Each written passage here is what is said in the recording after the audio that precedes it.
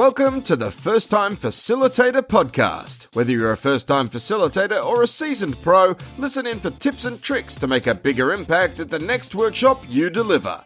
And now, your host, Leanne Hughes. Hi, I'm Leanne and I live in Brisbane, Australia. I work in organisational development for a global contracting company. And I've created this podcast to really help those of you who are experts, or look, if you don't like that word, you're pretty good at what you do. And now you want to take that leap and share your skills and knowledge with others. From my experience, I remember that it's difficult taking that first step to become a facilitator. So through this show, I'll be interviewing some amazing guests who will share their tips, tricks, and give you actionable advice. I'll also from time to time record some solo episodes that really hone in on specific training and facilitation skills. Interviews and links that we talk about on the show can be found at firsttimefacilitator.com.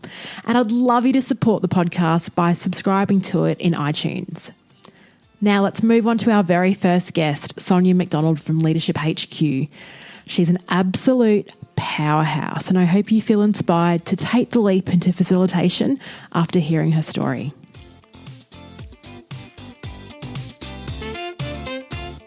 Our guest today has an insane amount of energy and passion. She was recently named in the top 250 influential women across the globe by Richtopia. She's an entrepreneur, thought leader, dynamic keynote speaker, executive coach, board advisor, and author.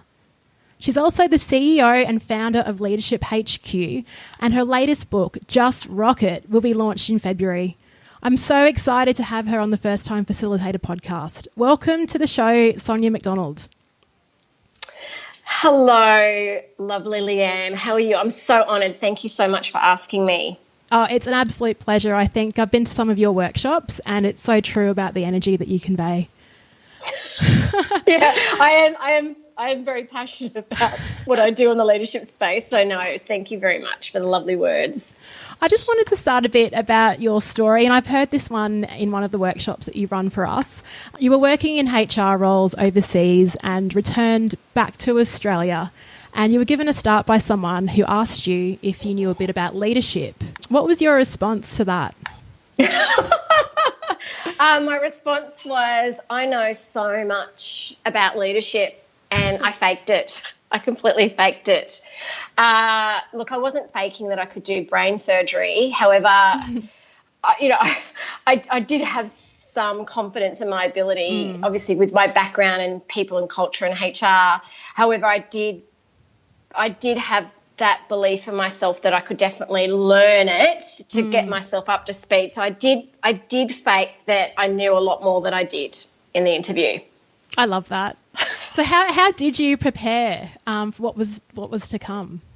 That's a great question. I think for me, I suppose, and also I thought the opportunity was going to be a great opportunity. I just raced home. I'm sitting on the train going home from Brisbane to the Gold Coast at the time, and I thought, okay, what's my plan? And I just went online and I bought every single book I could on Amazon on leadership, and I just read and I researched and I read blogs and I read articles and I got onto Harvard Business Review, and I just kind of put my hands on everything that I could read and watch and research. But also I think the thing that also made a big difference is that I made sure that I put it into practice and learnt from it, from doing, and then I started writing my own blog. So I started writing a blog called Leadership Headquarters to help me learn. So I thought, it'll really help me learn not only by doing, but by writing about my learnings and my insights.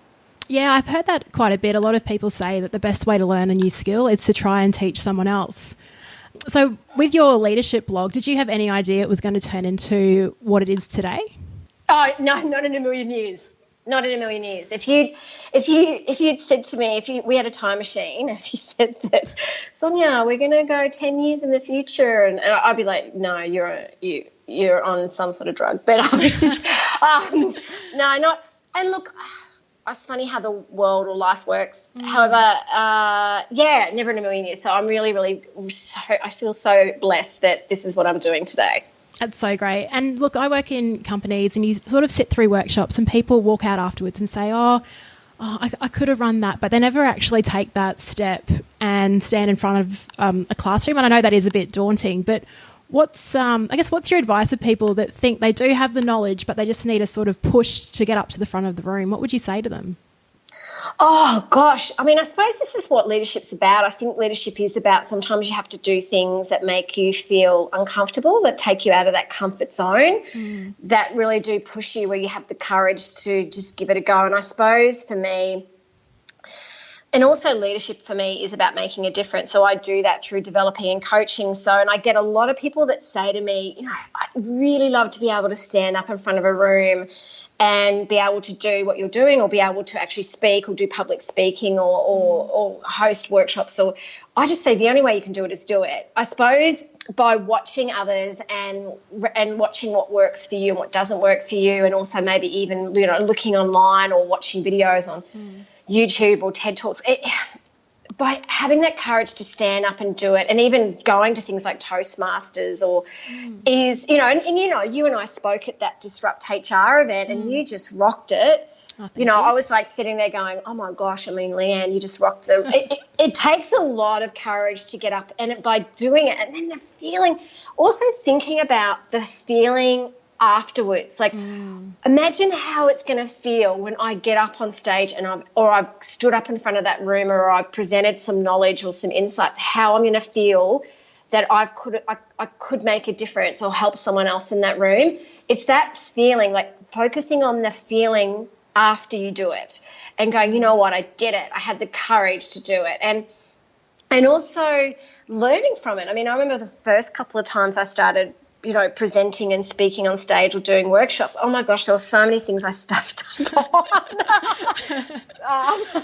But it was so good for me to stuff up, because I thought, wow, this is what I'd do differently next time, and I just didn't let the stuff up stop me. Because it is the best feeling, Leanne. I mean, how did you feel after you? Yeah, it was such an amazing feeling. I sort of likened it to, I used to play netball quite competitively when I was a bit younger, and just that adrenaline that you get before a big match, it was the same feeling, and I hadn't had that feeling in quite a while. Yeah, a lot of, obviously, time, blood, sweat and tears went into that. And then afterwards, we were all floating and high-fiving, and I felt that feeling for days. It was great. Definitely worth it. Yeah, it is, isn't it? Yeah, so that's why everyone out there listening to this, you've got to do it. Just do it, absolutely. Yeah. So I guess what you're talking about in terms of attitude and having that confidence to be a leader, that's what I learnt when I went to one of your breakfasts last year, the leadership attitude session. And I remember walking into the room, it was about 7 o'clock in the morning, looking around, everyone was, hadn't been caffeinated yet, it was pretty quiet. When we left an hour and a half later, the volume of that room, it was just amplified. Everyone was talking to each other. It was really great energy, and I remember feeling great for the rest of the day. And I think that reflects on your style of presenting and providing that energy. How did you learn to do that? Is this that something that's unique to Sonia, or did you have to learn that skill? Probably, I'd have to say maybe a little bit of both. It was more around, again, trial and error and putting myself out there and kind of getting a sense around what worked for me in terms of my style. Also, I feel also power posing. I do a lot of power posing prior to it, which I do for every time I do workshops or speak. I think as well, I'm so passionate about this space that for me to be that authentic self when I'm presenting and speaking, that because I'm so passionate about it, I let it come out, and I'm not afraid to be vulnerable and to kind of make a fool of myself if I need to help inspire others to get that sense of purpose and passion within themselves around seeing themselves around gaining that leadership mindset and attitude. So I think it's a mixture of, I think it was learnt over successes and lots of falls, and also finding that style, like my own style. For anyone out there that wants to know about power posing, that's the Professor Amy Cuddy's video on TED. Yes, that's the one. Yeah. I keep that in my back pocket too. I think it's really useful, and it really does sort of change your state, and you do feel more confident. That's for sure. Oh, yeah, absolutely. I'm always doing the Superwoman or Wonder Woman pose, Superman pose. I think, it kind of it does actually make a huge difference. So go for it. Watch the TED Talk. It's really cool. Do it. We'll put it in the show notes. Now, I'm keen to delve into some information to help people that want to become a facilitator. So in your observation, what do you think the key skills are that someone needs to learn to be good at engaging people in a workshop? I think you've got to put your ego out. You've got to put it outside, like put it at the front door when you walk into a room. It's not about you. It's about them and their experience. So I think it's really important as a facilitator. So I'm going to talk about a few things here. I think practice practice is really important. I think as well, putting your ego out the door and making it about what you feel. I think this is why, like, even I suppose when I worked with you as the client, when I was facilitating your workshops, understanding what the client wants or what the audience wants in terms of outcomes. So what do you want them to walk away with?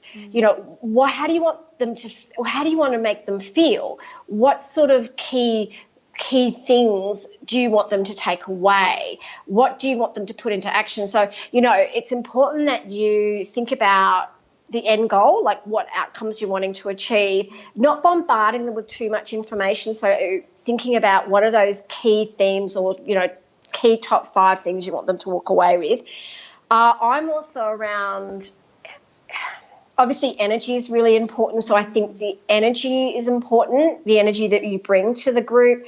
Also thinking about your audience. So thinking about, for instance, I might adjust my facilitation style very differently to, say, a group of emerging leaders versus an executive leadership team with a CEO.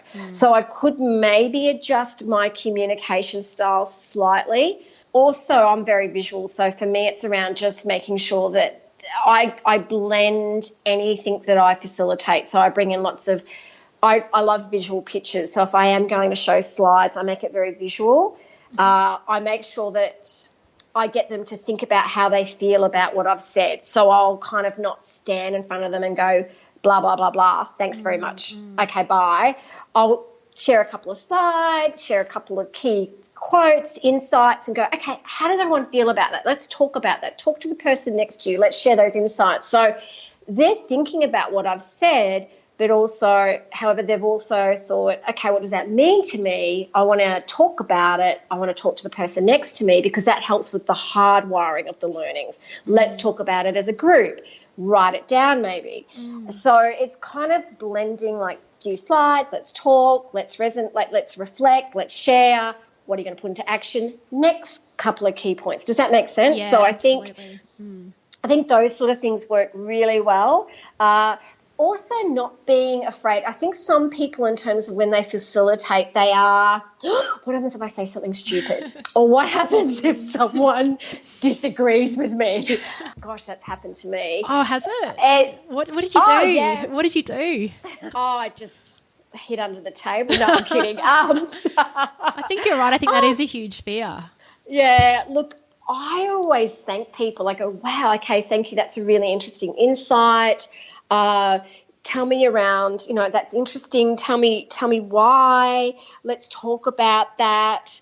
And I, again, leave the ego outside the door. It's not about me. It's about them. It's about you being the facilitator to be going, okay, right, let's talk about this. What's the rest of the group think about this? And sometimes, and I've even been in workshops where I've facilitated where, especially when you're doing any sort of team building or high performance teamwork or business strategy where the group dynamics or teams disagree, and sometimes people have become quite aggressive. Sometimes you have to say, hey, look, let's not go down that road. It might not be taking us in the direction we want to go to. Let's park it. Maybe we can park this and talk about it another time, especially if you are feeling. That's where, as a facilitator, it's really important. You're checking in with the energy of the group and you're watching body language. So this is why with facilitating or speaking, there's more to just getting up in front of people and showing slides or talking or sharing insights or learnings, you've also got to be, it's kind of like this, it takes so much out of you because you've also got to be listening to the group, but also looking at the body language of the group. You know, for me, it's like if I feel that the group or the energy is feeling a little bit, wow, this is getting a little bit too much, I'll say, guys, let's take a 5-minute brain break. Let's go out. Let's kind of stretch. You know, so reading the energy and the body language of the group is really important too. I mean, that's really great and really comprehensive. I'm curious about that, the picking up on the dynamics of the group. You would say, is that something that you've improved at, like, over the years? And I think that's where you just need to be really present. So when you are presenting, that you are reading the room, you're not sitting there going, oh, what do I want to make for dinner tonight?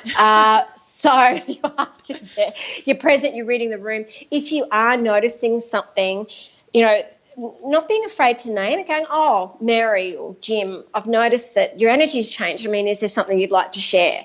It could be even in the break. You might go up to someone and say, hey, I've noticed that with your body language that, you know, is everything okay? Gosh, 9 times out of 10 people go, hey, thanks for asking me. Yeah, I wasn't comfortable with this, or I might have, you know, I wouldn't mind sharing this next. Is that okay? Yeah, of course. I thought I'd check in with you. And I think participants and or leaders really love that when you're able to really hone in on picking up on those dynamics, because again, it just helps with this facilitation piece that you're just not there. Yeah, okay, let's do this. Okay, let's workshop this. Thanks very much. I'm out of here. It's really important that there's just you consider so many other elements when it comes to this when you are facilitating. Yeah, absolutely. I experienced something last year. I was in Canada delivering leadership training and it was going really well. It was, the first day in, perfect. Second day, we started talking about performance conversations, and I could just tell straight away there was someone at the back of the room, arms crossed, and just refused to participate. And I sort of didn't nip it in the bud like you said. I didn't put him aside during a break or even take a break. I sort of tried to keep it going and kind of amp up what I was delivering. And later that day I was like, what did I do wrong? And I realised you're absolutely right. It's all about checking in, taking breaks, and just making sure that they're comfortable or what can you do to, bring it together, because it did have an impact on the group dynamics. Absolutely. Yeah, that's a really good learning for you as well. Yeah, it was. Thanks tough for sharing that.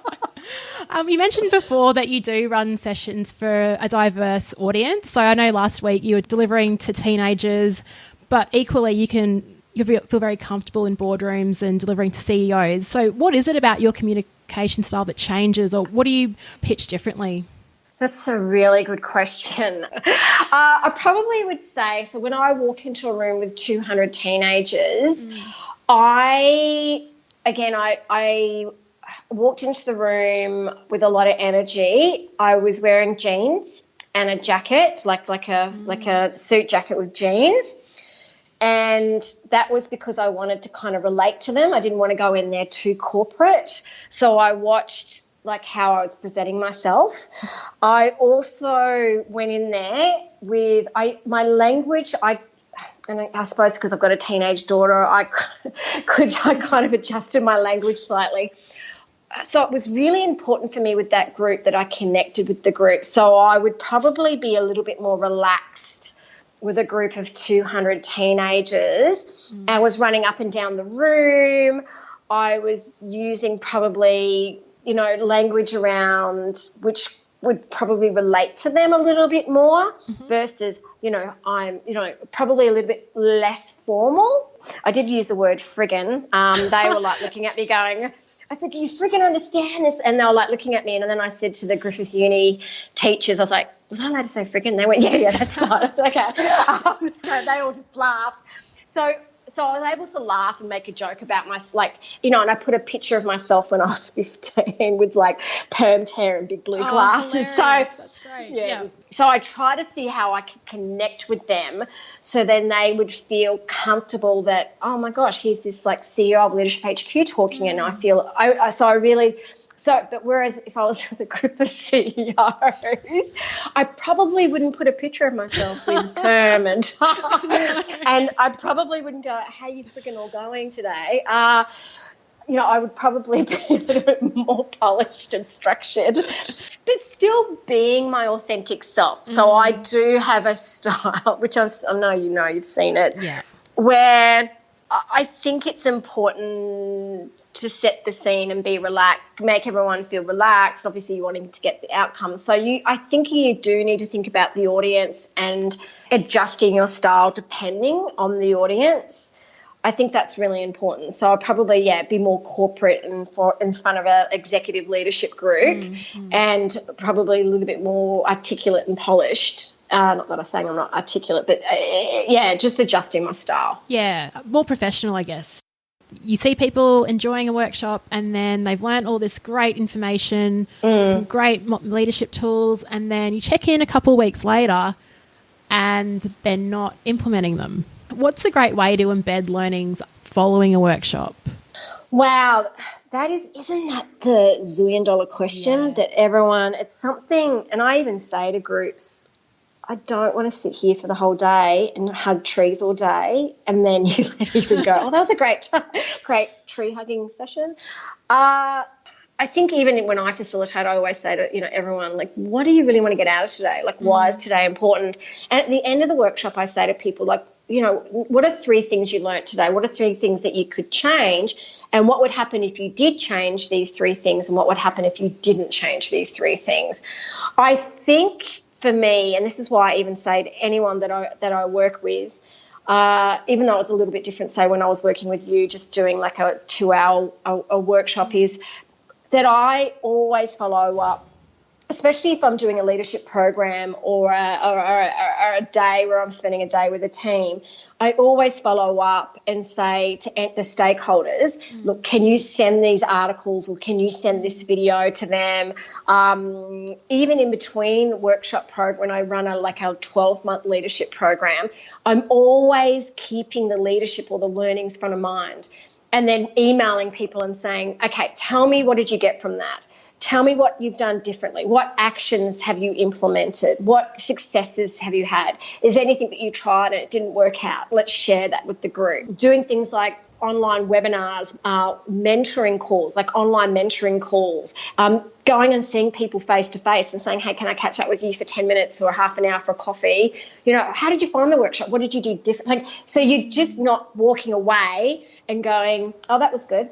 Okay, thanks, and then just going back to the old habits and the old way of thinking is, well, what did you get out of it? What could you implement? And actually keeping the conversation happening, keeping it going, sharing information so that they're keeping it, front of mind, that, the more seriously you take your self-development, the more seriously others are going to take you. And this is why I suppose for me, even with the coaching work that we do, that I find the coaching really transformational because we're meeting with them once a month and therefore each month we're having the conversations, they're going off, they're putting it into action.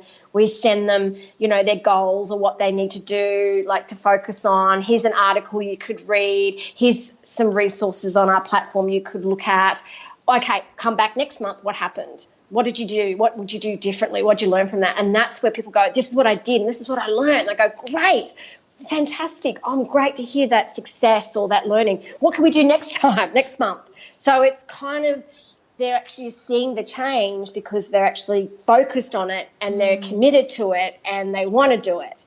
And that takes champions. It takes people like you and myself, like yourself and I, to go out there and keep them engaged in that and making sure. Does that make sense? Oh, absolutely. I think you're completely right in terms of just having that frequent kind of touch point, but also the accountability. I think all of us kind of need someone to be accountable to because there's so much else going on in life and in work. It's just hard to keep focused on some of these things. Yeah, and also good. I think it's really great if we're able to, and this is why when I do any sort of leadership program or coaching, it's about having the managers or the execs buy in and actually saying to them, can you please, you need to have conversations with your people as well around this space, around what they're learning and what they got out of it. And also you could have an accountability buddy. Like it could be someone on the program that you meet once a month and go, guys, let's keep each other accountable. Like what are we doing differently?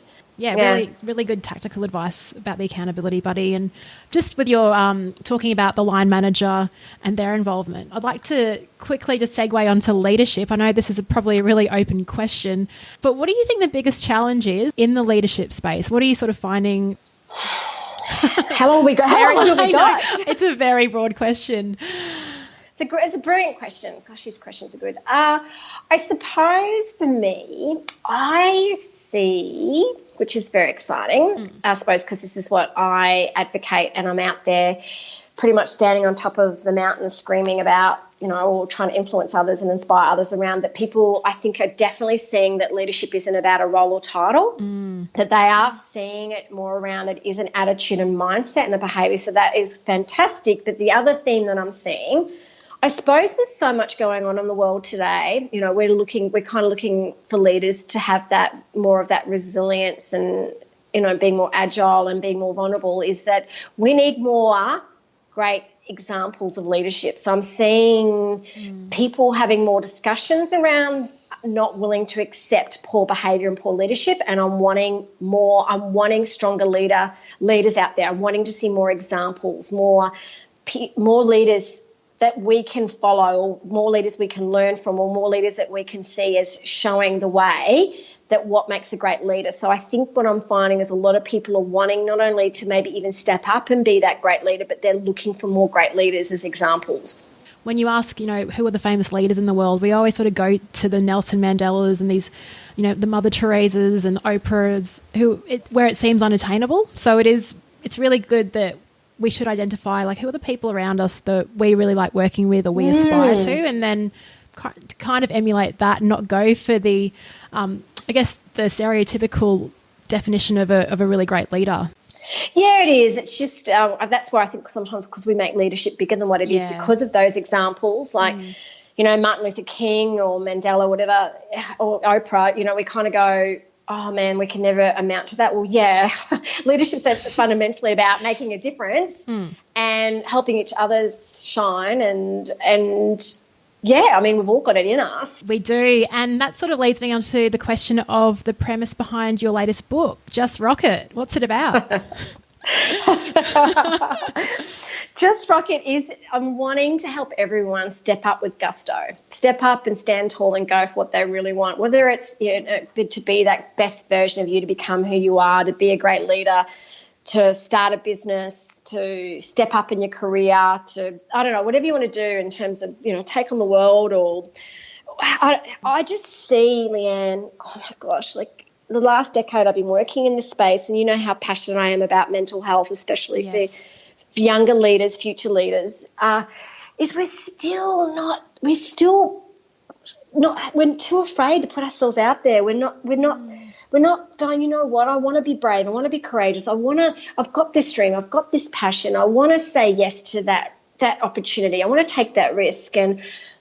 But also I'm seeing so much bullying, I'm seeing so many people trying this tall poppy syndrome and poor leadership. I mean, even in my book, it's really an empowering book to help people, and it's a workbook and book in one. I want people to start to go, you know what, I've only got this one life, and I don't want to get to, whenever I'm going to get to that day that I look back on my life and go, this is it, that I didn't lead the life I wanted to lead and live. And I want people to just get out there and rock it and help others rock it as well. I want everyone to get out there and say, you know what, I want to help you be the best you can be as well. That is such a great message. I'll definitely get a copy and I'll be at your launch for sure. Oh, thanks.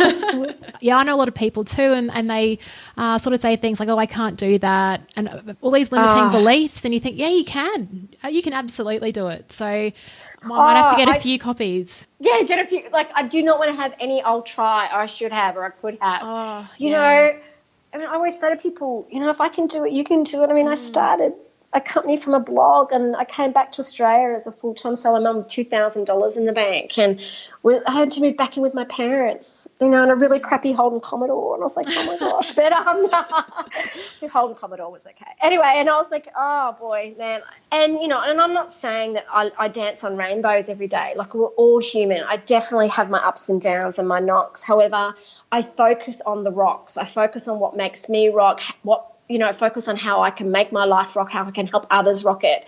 One of the chapters in my book is don't give a crap. And it's, and I know it's difficult, and some days I go, oh my gosh, I do give a crap about that. But it's about caring about or giving a crap about what really matters to you, and only focusing on that, and everyone's so beautiful and unique. We've got everyone on this planet, and just focus on what makes you beautiful and unique, and be kind and compassionate to everyone else and what makes them beautiful and unique too. That's lovely, and I couldn't say it any better than myself. Hey, what's the best advice that you could offer to someone, to a first-time facilitator? Other than the fact that that's awesome that you're doing this, I would just say, look, again, think of the end in mind. So think about what outcomes, or think about the audience and what do you think they'll need. So think about what outcomes or key messages you want to get across to the group, and then work backwards. So I'm a real visual person. So when I do any sort of workshop, or especially when I first started, I would get a flip chart or a whiteboard. So I'd kind of get the flip chart all over the wall and think, okay, last flip chart, this is what I want them to walk away with. And then I'd work backwards. And then I'd start to map out, like chapters of a book. What do you want each component of the workshop to entail? Like, what key messages, what sort of learnings can you bring to the group or to the workshop? What sort of methods could you use, like videos, brainstorming? What sort of creative stuff could you bring? Like I always say to people, like, when you're a first-time facilitator, don't be afraid to be creative. Like when you're facilitating, people love to be creative when you're talking. So bring in Play-Doh or big coloured pens or crayons or stickers or paper. So think about things that you can bring out the creativity of everyone in the room, but think about the end in mind, and then work backwards, and then just map out different things that you can do. I also find with first-time facilitators is that they're always nervous about, what happens if the group knows more than me? Yes. Or